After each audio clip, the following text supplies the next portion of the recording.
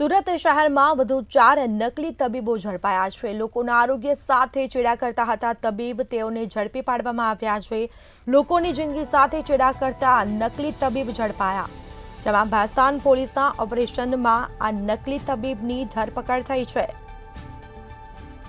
જેમાં નકલી તબીબ મોહમ્મદ જાવેદ મોહમ્મદ ઈદુની ધરપકડ કરવામાં આવી છે।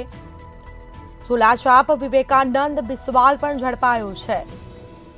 બોગસ મોહમ્મદ લતીફ મોહમ્મદ રજા અંસારીને પકડી પાડવામાં આવ્યો છે। એટલે કે 4 નકલી તબીબ ઝડપાયા છે। સુરતની ભેસ્તાન પોલીસે આ મામલે વધુ તપાસ હાથ ધરી છે।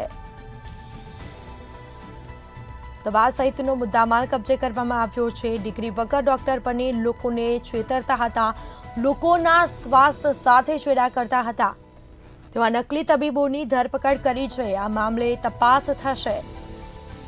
કેટલા સમયથી આ દવાખાનું ચલાવતા હતા તેને લઈને તપાસ થશે। વધુ વિગતો સાથે સંવાદદાતા રાબિયા સાલે ફોન લાઈન પર જોડાયા છે। જી, સુરત શહેરમાં વધુ 4 નકલી તબીબો ઝડપાયા છે, શું વિગત?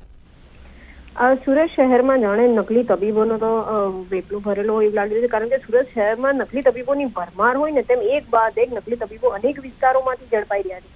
વધુ 4 નકલી તબીબો જે છે ઝડપાયા છે। બોગસ તબીબો જેને કહેવાય છે, ડિગ્રી વગરના જે ડોક્ટરો બનીને બેઠા છે, લોકોના જીવ સાથે તેઓ ચેડા કરી રહ્યા છે।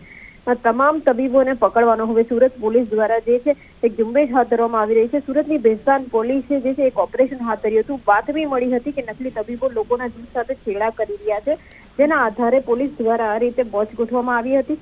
નકલી દર્દી બનાવવામાં આવી અને ત્યારબાદ આ બોગસ ડોક્ટર મોહમ્મદ જાવેદ મોહમ્મદ ઈદુની ધરપકડ કરવામાં આવી।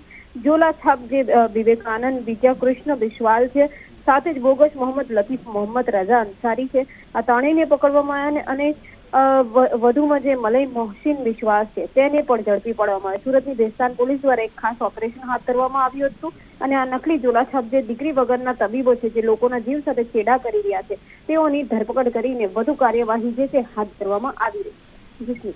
જી બિલકુલથી તમામ જાણકારી આપવા બદલ આપનો આભાર। તો લોકોની જિંદગી સાથે ચેડા કરતા નકલી તબીબ ઝડપાયા છે અને જેમાં શહેરમાં વધુ 4 નકલી તબીબો ઝડપાયા છે। સમગ્ર મામલે સુરતની ભેસ્તાન પોલીસે તપાસ હાથ ધરી છે।